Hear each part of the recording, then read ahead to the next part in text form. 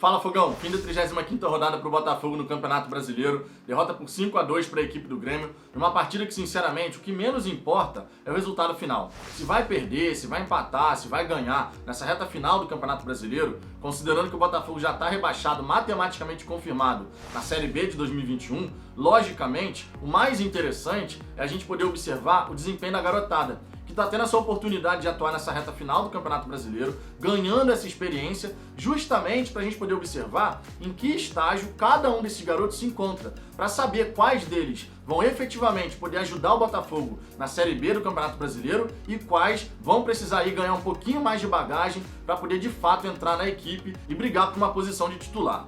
O fato aqui é o seguinte: em relação a essa partida, nem vale muito a pena ficar fazendo uma análise minuciosa. Basta dizer o seguinte, que ofensivamente a garotada não teve medo de arriscar, a gente viu movimentação, toque de bola, chegamos na área do Grêmio, tivemos oportunidades, infelizmente não conseguimos converter todas as chances que a gente acabou criando ao longo da partida. Agora, defensivamente, fica aqui o destaque. Entra jogador, sai jogador, o que fica provado, depois da gente ver mais essa derrota, é que o time do Botafogo, o elenco do Botafogo de modo geral, não teve um trabalho tático defensivo ao longo de toda essa temporada. Porque se você parar para pensar, são os mesmos erros, independente das peças ali que são escaladas, que estão atuando. A gente sempre viu os mesmos erros. Um time que não é coordenado defensivamente, cada um corre de modo bem aleatório, faz a pressão tardia, dá muito espaço, facilita o toque de bola do adversário e, logicamente, quando você tem o Grêmio, que é uma equipe que tem um toque de bola de qualidade, que tem espaço para trabalhar, vai fazer o que fez. Vai chegar toda hora na cara do goleiro, destacando aqui a partida muito abaixo do Diego Loureiro. Isso, na verdade, só prova que a gente tem que ter muito cuidado quando a gente vê um garoto se destacar. Fez uma partida interessante, fez outra partida interessante, e a gente não pode sair achando que o garoto já está pronto, vai ser o próximo ídolo do Botafogo, vai fazer história no clube. Não dá para ser assim. Não podemos crucificar por conta dos erros que foram cometidos, da mesma maneira que não podemos endeusar quando faz uma boa partida. Por exemplo, contra o Santos, o Diego Loureiro fez ótima partida. Hoje fez uma partida muito abaixo. Falhou ali em alguns gols, deu alguns moles e, obviamente, a gente tem que saber dosar as críticas.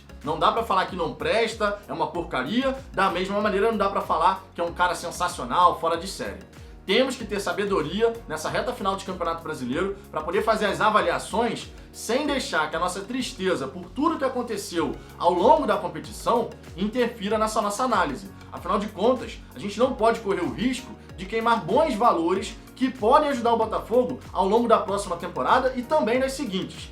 Então precisamos ter essa sabedoria, precisamos dar um desconto aí pra garotada que tá entrando nessa reta final, vai encarar adversários que fisicamente falando são mais fortes, mais experientes e logicamente isso pode fazer diferença.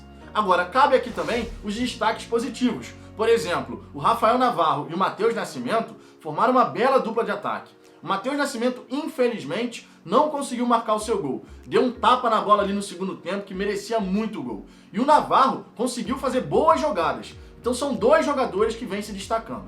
Da mesma maneira, o Cezinha, que surpreende muito a torcida botafoguense, a gente não ter visto o Cezinha anteriormente nesse time do Botafogo. Pelo menos na visão do Barroco, o Nazário não tinha sombra. E aí quando a gente vê o Cezinha atuar, fica muito evidente que no mínimo faltava uma boa vontade do Eduardo Barroca em relação ao garoto. Ele entrou, deu conta do recado, fez boa partida contra o Palmeiras, fez uma partida abaixo, é verdade, contra o Sport, mas hoje mais uma vez apareceu muito bem.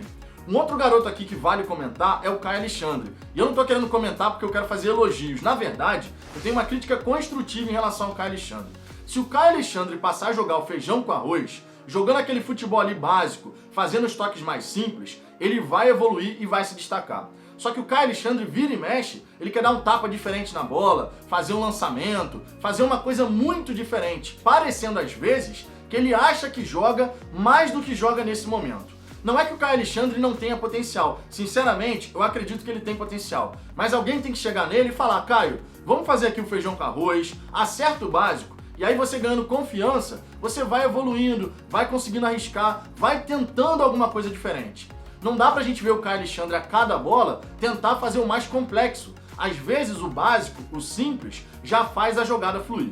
Então vale aqui essa crítica construtiva. O Caio Alexandre, sim, apesar de todos os pesares, ele teve algum destaque nessa temporada, principalmente quando tinha liberdade de pisar na área do adversário, ser o elemento surpresa, mas alguém tem que chegar e conversar com o garoto. Não dá pra ele achar de repente que nesse momento ele é um Iniesta da vida. Obviamente não é. Então se fizer o feijão com arroz, vai evoluir, vai progredir, e nesse momento fazer o básico pode ser muito mais interessante do que você toda hora tentar dar um passe bonito, um passe diferenciado. A coisa vai acontecer à medida que for evoluindo.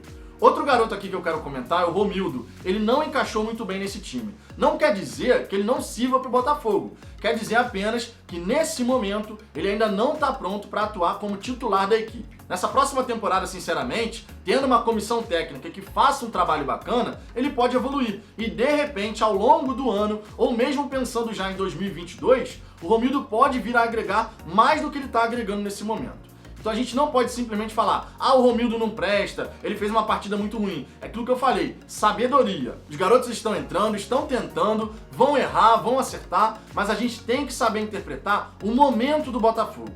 O Botafogo é uma zona, é um caos, e isso influencia o desempenho dos jogadores. Jovens jogadores evoluem de maneiras diferentes. Tem jogadores que são jovens e vão conseguir dar conta do recado, vão aguentar a pressão, por exemplo, o próprio Matheus Nascimento, 16 anos de idade e não se esconde, muita personalidade, arrisca os dribles, arrisca as jogadas, enquanto outros, mesmo sendo mais velhos, caso do Romildo, comparando aqui com o Matheus Nascimento em relação à personalidade, podem sentir esse momento de transição, esse momento de assumir o protagonismo dentro do time do Botafogo. Mas fica aqui o destaque, pode ser um jogador que venha a evoluir e a gente não pode sair queimando nenhum dos garotos. Entre os garotos que entraram, sinceramente, eu acredito que esses foram os que mais chamaram a atenção, seja positivamente, seja negativamente. Mas eu sempre bato nessa tecla.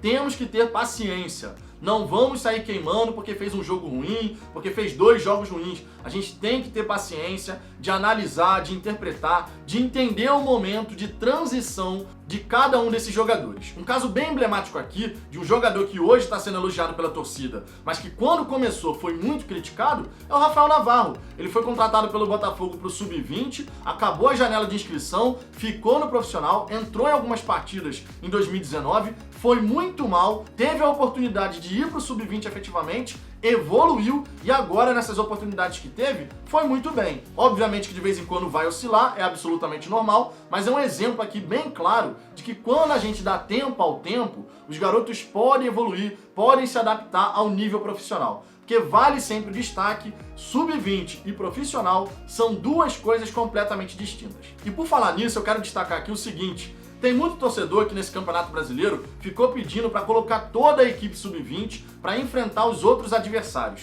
Só que, naturalmente, a gente também tem que separar uma coisa da outra. Não dá para o Botafogo pensar em colocar uma equipe inteira Sub-20, porque fica muito evidente a diferença de quando você enfrenta um time profissional, com jogadores de diferentes idades, diferentes níveis de experiência, e você colocar inteiramente um time de garotos para enfrentar esses caras mais experientes. Se o Botafogo cair nesse erro de acreditar que o time Sub-20 basta, sinceramente, a gente vai meter os pés pelas mãos.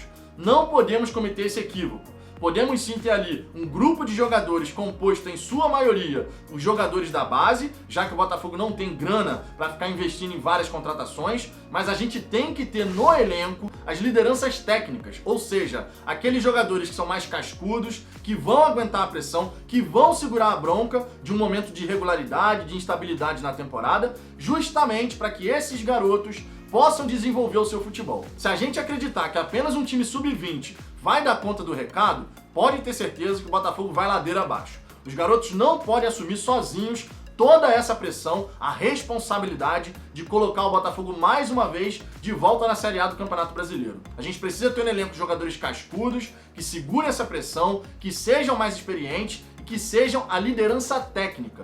De repente um zagueiro, laterais, um meio de campo, um cara também no ataque, enfim, uns 5, 6 ou 7 jogadores ali que vão ser a espinha dorsal da equipe. E aí você coloca esses garotos justamente para que eles possam compor junto desses outros jogadores. Esses outros jogadores mais experientes são fundamentais, devem ser contratados e o Eduardo Freeland tem que mapear o mercado nesse sentido. Não adianta simplesmente a gente sair contratando outros jovens jogadores de outras equipes, porque aí sinceramente vai dar no mesmo. Contrato de repente um jogador de 19 anos que vem de uma outra equipe, mas no meu elenco eu já tenho o mesmo garoto que é da minha base. Então a gente tem que saber mapear o mercado muito bem, encontrar esses reforços aí para a Série B, justamente para que o grupo de jogadores do Botafogo possa dar essa sustentação para a garotada da base. A garotada da base pode sim contribuir muito com o Botafogo. E o futuro do Botafogo passa por sua base. Mas não dá pra gente sair jogando a responsabilidade, todo o peso dessa pressão que vai existir por um retorno à Série A nas costas desses garotos. Eles têm que compor o grupo e aí gradativamente entrar na equipe. Pelo menos essa é a minha visão. Pra fechar, eu quero comentar aqui um caso que não tem nada a ver com o jogo. Eu quero comentar a declaração do Gatito, a resposta do Gatito em relação à mensagem que circulou do Montenegro, um e-mail que ele mandou para alguns sócios ali, justamente falando que o Gatito foi covarde. Eu já fiz críticas aqui ao Gatito, dizendo que foi um erro, um equívoco da parte dele ter feito a infiltração no joelho para atuar pela seleção paraguaia, mas a resposta que o Gatito deu, deixando bem claro que o Montenegro deu aula de como não se faz futebol, essa foi uma resposta muito correta, um tapa na cara do Montenegro, porque essa é a grande realidade. O Montenegro vindo agora falar que errou aqui, errou ali, agora que a tragédia já aconteceu, não adianta de mais nada. E além do que, ele começa a falar de erros que muitos deles foi ele que cometeu. Só que na hora que ele escreve, ele não fala isso. Ele fala que o Botafogo errou. Agora o Montenegro fala demais. Ele gosta de chamar atenção, gosta de ter os holofotes e não consegue ficar em silêncio. Montenegro, fica quieto, porque de futebol você não entende absolutamente nada. Mas e você, Fogão? O que você pensa a respeito da partida, dessa questão da garotada aí jogando, tentando se desenvolver, tentando lutar, dessa questão também do Montenegro com o Gatito? Deixe seu comentário aqui embaixo, a sua participação é sempre muito importante. Deixe o seu like se você gostou desse vídeo e eu te peço, por gentileza, se você não for inscrito ainda aqui no canal, se inscreva pra gente poder alcançar a marca dos 5.000 inscritos. Eu aguardo vocês no próximo vídeo, lembrando que amanhã, 8 da noite, nessa terça-feira, tem live aqui no canal. Então fica o convite para você entrar na conversa e participar do nosso Papo Alvinegro número 3.